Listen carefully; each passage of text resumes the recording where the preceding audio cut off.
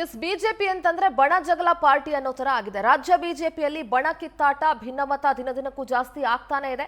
December 3ರಂದು ರಾಜ್ಯಕ್ಕೆ BJP ವರಿಷ್ಠ ತರುಣ್ ಚುಗ್ ಭೇಟಿ ಕೊಡಲಿದ್ದಾರೆ. ಫೈನಲಿ ಬಿಜೆಪಿಯ ಬಣ ಬಡದಾಟಕ್ಕೆ ಫುಲ್ ಸ್ಟಾಪ್ ಹಾಕೋದಕ್ಕೆ ಹೈಕಮಾಂಡೇ ಬರಬೇಕಾಯ್ತು, ಕೇಂದ್ರದ ವರಿಷ್ಠರೇ ಬರಬೇಕಾಯ್ತು. ಬಿಜೆಪಿಯಲ್ಲಿನ ಬೆಳವಣಿಗೆ ಕುರಿತಂತೆ ಚರ್ಚೆ ನಡೆಯುತ್ತೆ. ಬಿಜೆಪಿ ಕಚೇರಿಯಲ್ಲಿ ಕೋರ್ ಕಮಿಟಿ ಸಭೆ ಕೂಡ ನಡೆಯುತ್ತೆ. ಅಲ್ಲಿ ಬಿಜೆಪಿಯಲ್ಲಿ ಆಗ್ತಾ ಇರುವಂತಹ ಬೆಳವಣಿಗೆ ಇರಬಹುದು, ಈ ಡಿಸ್ಪ್ಯೂಟ್ಸ್ ಇರಬಹುದು, ಇದ್ರ ಬಗ್ಗೆ ಚರ್ಚೆ ಆಗುತ್ತೆ. ರೆಬಲ್ ಟೀಮ್ಗಳ ಆರೋಪ ಏನು, ಆಪ್ತರ ಟೀಮ್ನ ಆರೋಪ ಏನು, ಇದೆಲ್ಲದರ ಬಗ್ಗೆ ಪರಾಮರ್ಶೆ ಆಗುತ್ತೆ. ಆರೋಪ ಕುರಿತಂತೆ ಮಾಹಿತಿಯನ್ನ ಪಡೆಯಲಿದ್ದಾರೆ ತರುಣ್ ಚುಗ್. ಈ ರಂಪಾಟಕ್ಕೆ ಬ್ರೇಕ್ ಹಾಕೋದಕ್ಕೆ ರಾಜ್ಯ ನಾಯಕರ ಜೊತೆ ಚರ್ಚೆ ಮಾಡೋದಕ್ಕೆ ಬಿಜೆಪಿ ವರಿಷ್ಠ ತರುಣ್ ಚುಗ್ ಬರ್ತಾ ಇದ್ದಾರೆ. ಇದೇ ರೀತಿ ನಡೆದರೆ ರಾಜ್ಯ ಬಿಜೆಪಿಯ ವರ್ಚಸ್ಸಿಗೆ ಪೆಟ್ಟು ಬೀಳುತ್ತೆ.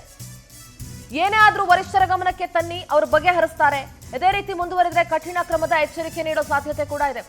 ಬಿಜೆಪಿ ಅಂತಂದ್ರೆ ಸೋಕಾಲ್ಡ್ ಶಿಸ್ತಿನ ಪಕ್ಷ, ಅದು ಇದು ಅಂತೆಲ್ಲ ಹೇಳ್ತಾರೆ. ಅದು ಯಾವ ಶಿಸ್ತು ಕಾಣಿಸ್ತಾ ಇದೆ ರೀ? ನಾಚಿಕೆ ಆಗ್ಬೇಕು.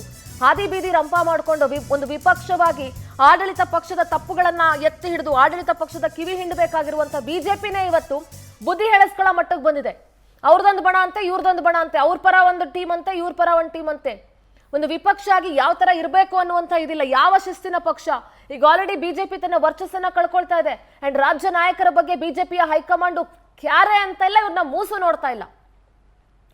ಹೀಗಿರುವಾಗ ಯಾವ ರೀತಿ ಇರಬೇಕು ಅನ್ನೋದನ್ನ ರಾಜ್ಯ ಬಿಜೆಪಿ ನಾಯಕರು ಅರ್ಥ ಮಾಡ್ಕೊಳ್ಬೇಕಾಗಿತ್ತು. ಆದ್ರೆ ಅರ್ಥ ಮಾಡಿಕೊಳ್ಳುವುದರಲ್ಲಿ ಅವರು ಎಡವಿರೋದ್ರಿಂದ ಈಗ ರಾಜ್ಯಕ್ಕೆ ಬಿಜೆಪಿ ವರಿಷ್ಠ ತರುಣ್ ಚುಗ್ ಭೇಟಿಯನ್ನ ಕೊಡಲಿದ್ದಾರೆ. ಕೋರ್ ಕಮಿಟಿ ಸಭೆಯನ್ನ ಡಿಸೆಂಬರ್ 3ನೇ ತಾರೀಕು ನಡೆಸಲಿದ್ದಾರೆ.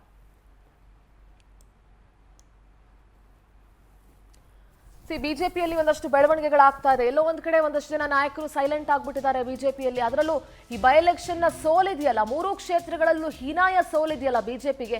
ಬಿಜೆಪಿ ಅದನ್ನ, ರಾಜ್ಯ ಬಿಜೆಪಿ ಅದನ್ನ ಪರಾಮರ್ಶೆ ಮಾಡ್ಕೊಳ್ಬೇಕು. ಎಲ್ಲಿ ಎಡವಿದೀವಿ, ಎಲ್ಲಿ ಸೋಲ್ತಾ ಇದೀವಿ, ಯಾರಿಗೆ ಆನ್ಸರಬಲ್ ನಾವು? ಒಂದು ವಿಪಕ್ಷವಾಗಿ ಜನ ಅಬ್ಸರ್ವ್ ಮಾಡ್ತಾ ಇದ್ದಾರೆ. ಈಗ ಆಲ್ರೆಡಿ ಸರ್ಕಾರ 1.5 ವರ್ಷ ಆಯ್ತು. ನೆಕ್ಸ್ಟ್ ಎಲೆಕ್ಷನ್ ಅಲ್ಲಿ ಗೆಲ್ಲಬೇಕು ಅಂತಂದ್ರೆ ಏನ್ ಮಾಡ್ಬೇಕು, ಅಧಿಕಾರಕ್ಕೆ ಬರ್ಬೇಕಂದ್ರೆ ಏನ್ ಮಾಡ್ಬೇಕು? ತಮ್ಮ ಲೋಪದೋಷಗಳನ್ನ ಸರಿಪಡಿಸ್ಕೊಳ್ತಾ ಇಲ್ಲ. ಮತ್ತೆ ಮಾಡಬಾರ್ದ ತಪ್ಪುಗಳನ್ನ ಮಾಡಿ ಹಾದಿ ಬೀದಿ ರಂಪ ಮಾಡ್ಕೊಂಡು, ಅಂಡ್ ಯಾವ ಶಿಸ್ತು ಕೂಡ ಕಾಣಿಸ್ತಾ ಇಲ್ಲ ಈ ಬಿಜೆಪಿ, ರಾಜ್ಯ ಬಿಜೆಪಿಯಲ್ಲಂತೂ ಯಾವ ಶಿಸ್ತು ಕೂಡ ಕಾಣಿಸ್ತಾ ಇಲ್ಲ. ರೆಬಲ್ ಟೀಮ್ನ ಆರೋಪಗಳೇನು? ಈ ಯತ್ನಾಳ್ ಅಂಡ್ ಟೀಮ್ ಅವರೊಂದು ಬಣ ಆಗ್ಬಿಟ್ಟಿದೆ, ರೆಬಲ್ಸ್. ಅವ್ರಿಗೆ ವಿಜಯೇಂದ್ರ ಅಧ್ಯಕ್ಷರಾಗಿರೋದು ಇಷ್ಟ ಇಲ್ಲ. ಅವ್ರದೇ ಒಂದ್ ರೀತಿ ಹೋರಾಟ, ಇವ್ರದೇ ಒಂದ್ ರೀತಿ ಹೋರಾಟ.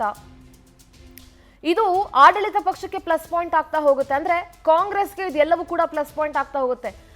ಆಡಳಿತ ಪಕ್ಷದ ವಿರುದ್ಧ ಮಾತನಾಡುವಂತ ನೈತಿಕತೆಯನ್ನ ಇವತ್ತು ಬಿಜೆಪಿ ಕಳ್ಕೊಳ್ತಾ ಇದೆ.